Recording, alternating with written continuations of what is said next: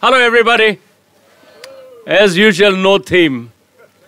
But I was just wondering just yesterday that, we were contemplating not buying any more Scotch beef or Scotch mutton or lamb, and then suddenly they decide to latch onto us and stick with us. Imagine if Wales tried to drop off as well. I would be lost for words. Because for me, some of the best produce we use comes from this lovely part of the world. Anyway, so I think they got too scared that we might start buying everything Welsh and English only from now on. So they decided to stick on with the union, which is good for me. But anybody has a topic that I can speak about, or you think I should talk about? We talked about lard, and we talked about olives. And pork has become one of my favorite meats, actually, because I love pork. And not only that, I think in Britain we have the best pork in the world. I don't know if everybody agrees with me, but I think you should, because what we have and what we have lost since the war, we've lost 11 species of classic British breeds of pork since the end of the Second World War, simply because we wanted to emulate everything that the Europeans wanted, including the question of olive oil comes up now. But thanks to the government at the time thinking that the British farmer needs to breed larger, faster-growing animals, we ignored some of our classic breeds. And with that went a tradition of classic cooking. As a result, you have bad quality fat coming in. But it's all coming back. The pork we are selling on our stand is the pedigree Welsh.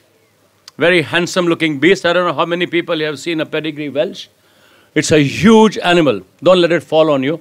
It's huge, it's humongous, but it's a beautiful, beautiful meat. And that's what we are doing for our pulled pork. And it's fatty. I'm not going to take my fat off. It is fatty. And I think people should try and understand that if an animal is bred with full of happiness and it breeds in the right environment and it gets the right amount of love and affection and tender care, that is not going to kill you. Forget what people say that fat should be only 1/4 of a centimeter thick. No! Pork needs fat. And some of the best stamwarts in Wales are purely fed on the sludge from making cider. Yes? They are gorgeous looking animals. They're always high, of course, naturally. They walk around in a stupor. They come and nudge you as though they are completely drunk, but they are completely drunk because they've been having all the sludge from cider. But the meat is fantastic. Anyway, no topic from anybody? Am I just going to stand here and keep ranting? Come on. Electricity. Authenticity. What is authenticity? Exactly. Yes? Let's talk about authenticity, because that's one word we all love, isn't it? It's all on a label, but it actually doesn't mean much sometimes. But let me take authenticity in my cuisine alone. Let's put that as a baseline, because that's the battle I've been having with the British people's understanding for the last 23 years in this country, and trying to make people understand what is Indian food as a whole, and then what is authenticity. And authenticity comes from having roots. Most important thing is roots. If we have our roots well and truly ground, we will have authenticity.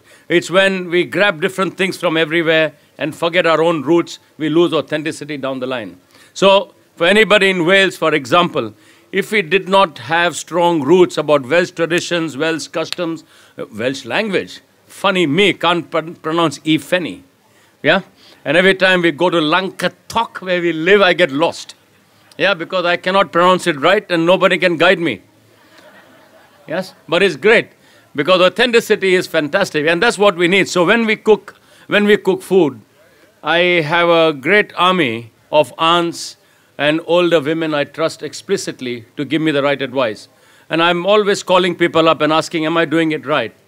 I veer slightly because I have to use British ingredients. I only use 98% only British ingredients. So I am of authenticity, but we live in Britain, and so we've got to honor everything British, and we've got to appreciate that we live off the fat of this land, so we use British. But it's always a battle. So the simple word, chicken tikka masala. Everybody knows chicken tikka masala. When I first came to Britain in 1992, they told me chicken tikka masala. I said, what the hell is that? I was really flummoxed. I didn't understand. I said, can you make it Madras hot? I said, what's Madras hot? It's a city in India. I never heard Madras hot. Can you make it Vindaloo hot? Vindaloo hot? Oh, I don't know Vindaloo hot either. Vindaloo for me is a pork dish. Vindaloo has to be pork. Simple and pure has to be pork. And Vindaloo is a pickle. It's not the flaming, hot, mind-blowing thing that people in Britain try to make you understand. So that went out the window, authenticity. I tried my best not to make people happy because of what they thought was Indian food and trying to teach me that I should do it this way. So we veered off. Now Vindaloo is one of our top-selling items. The pork, of course, we use is called the British lop. Anybody heard of the lop pig? You get beautiful lops in Wales as well. And I'll give you a little bit of information. I am the patron of the British Lop Society. Okay, funny, an Indian being the patron of one of the rarest pigs in the world. And we have only 160 sows in the whole country. Just imagine how many we have lost. 160 sows in the whole country. So we need to start buying traditional breeds. The Oxford Sandy Black. Anybody heard of Oxford Sandy Black? You have, sir. You're nodding over there. Isn't it one of the most gorgeous looking animals in the world? And when it's born, if you put a tiger's head on it, it could pass off as a tiger. Has anybody seen that pig? It's got black stripes and golden body. It looks amazing. But as the animal stretches itself, the stripes become patches. The meat is amazing.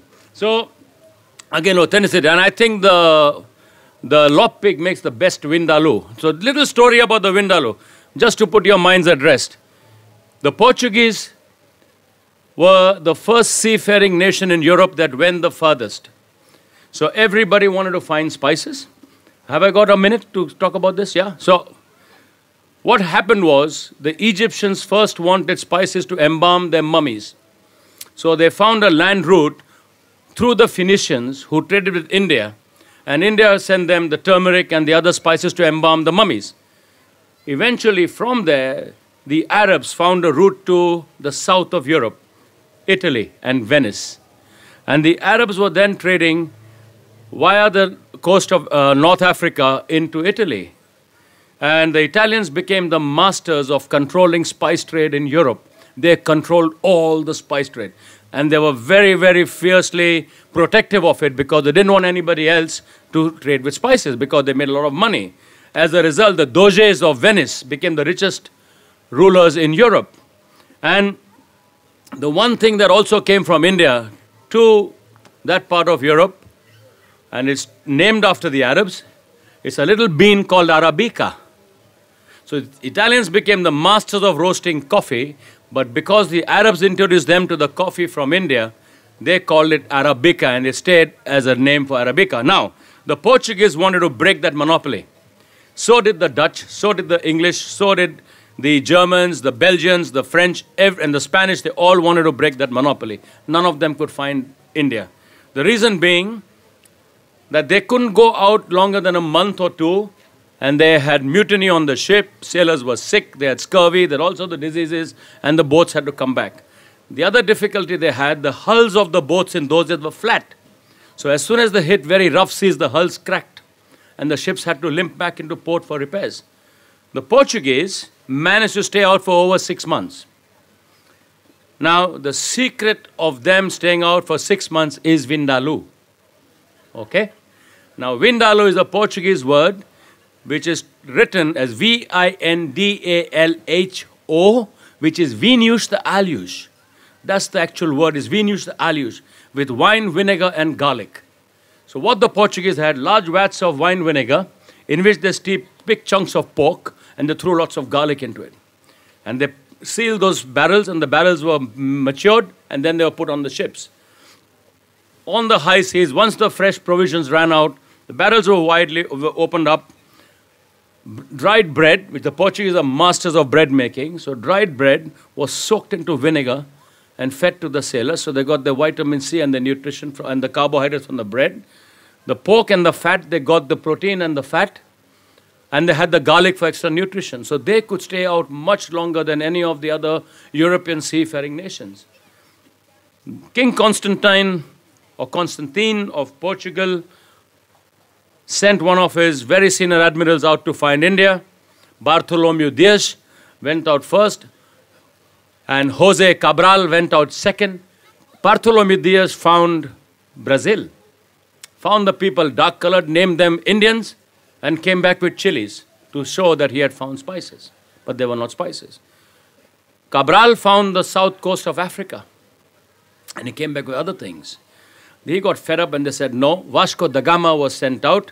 Vasco da Gama was 4 feet 9 inches tall, a very fearsome seafarer. He led his ships and eventually, via the Cape, up the east coast of Africa, he found Kerala. And he started his first established trading post in Kerala. They could not trade because now the Arabs got involved and they did not want any other European to break that monopoly because they wanted that monopoly to trade with Italy. They did not want any other European to come in and take away their spices because they would lose business. And of course, as with all Indians, we fight amongst ourselves, we kick each other and we say, how nice you are, and then we stab them in the back. We love it. Yeah, we Indians are the best at that, okay? We are the masters of deceit. And if you think we are not racist, forget it. Okay? The white man don't know what racism is. Ask an Indian, he'll tell you. Anyway, so there were two rulers at that time, the Sultan of Calicut and Sultan of Cochin. The Sultan of Calicut hated the Sultan of Cochin. The Arabs had by that time established a community there, started converting people into Islam, so there were Muslim rulers there. And the Sultan of Calicut told Vasco da Gama, if you oust him, I will give you sole trading rights in Cochin. And that's what Vasco did eventually. Came back with 100 vessels, knocked them out of the sea, the Arabs, and Portugal became the sole trader with India and Europe. And then the rest is history. But Vindaloo eventually landed up in Britain and became a term for, barometric term for heat in food. No, it's wrong. Vindaloo is a pickle, and it's only with pork. It has to be made only with pork. We do make a chicken Vindaloo off and on, and others make different kinds, but 99.9% Vindaloo is always pork, and the fattiest pork you want to lay your hands on makes the best Vindaloo you can, because it has to preserve. So when the fat is rendered, it floats on the top, the oil layer on the top, the fat preserves the meat in India. Don't have to refrigerate, say for 6 years like that. Okay? So that's what it is. And I'm out of time, I think. Am I not? Thank you very much, everybody. Have fun. See you all.